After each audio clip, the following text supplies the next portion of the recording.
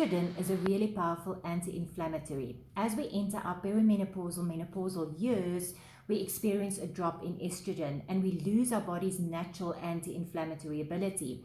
And that's why a lot of perimenopausal, menopausal women start to struggle with inflammatory issues like frozen shoulder, arthritis that worsens, and definitely changes in our gut system, bloatedness, constipation, just an unhealthy gut, and that leads to a lot of other health issues as well. My name is Delene Swiggers from My Healthy Lifestyle, and I'm making it my mission to help menopausal women lose weight and feel great again. So today we're going to look at some of the tools in our menopause toolkit. I like to call it a toolkit. It's the things that we can do other than hormone replacement therapy to support our bodies when we go through this perimenopausal, menopausal phase. So the first very important tool in this toolkit is nutrition. So we're going to look today at what we can do nutrition-wise to support our body's natural anti-inflammatory abilities, and what can we do, what can we reduce from our diet that causes inflammation. So I'm not one of those coaches that like to tell people to cut out this, never have that again, never have your favorite foods, live like a saint, because that's not sustainable, it doesn't work, and we have to live life.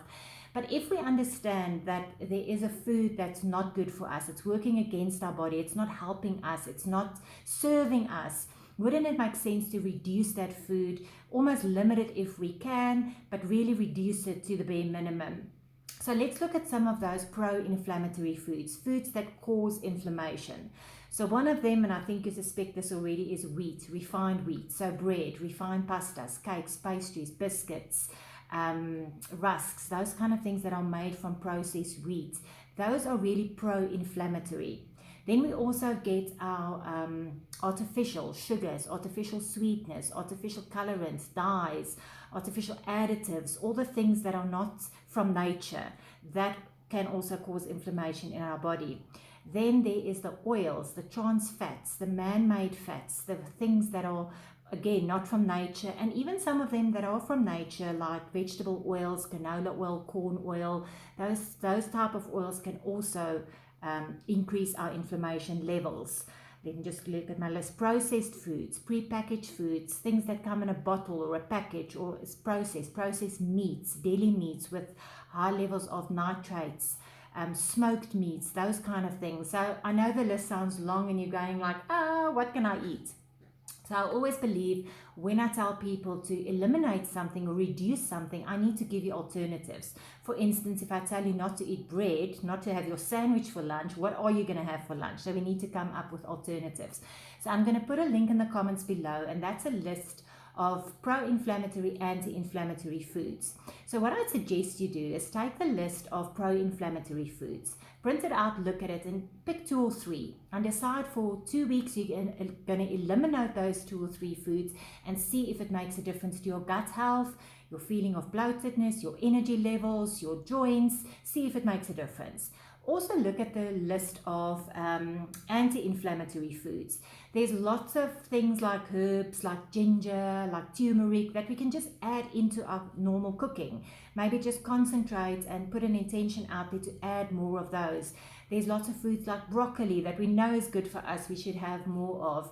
Our omega-3s that we should have more of. So have a look at that list and try and increase the anti-inflammatory foods and decrease the pro-inflammatory foods. Do that for 2 weeks, then pick another 2 on the list and try and eliminate those and include more of the good ones for us. So it's a process like everything, and it's a process for us to try and figure out our bodies, what work for us. And we've had people like, for instance, one of my customers, quinoa causes an inflammatory reaction for her. So we promote quinoa as a health food. Quinoa doesn't work for her. So she had to figure it out through this process of trial and elimination. So you'll see on my list, I've got columns, cut out, cut back, I'm unsure of. So do the test, do it all, pick it food by food and eliminate it for 2 weeks and see if you feel a difference or not. If you need to reach out to me for more help, especially more alternatives of what to have instead of a sandwich for lunch, I'll gladly help you with that. Reach out to me in the comments below.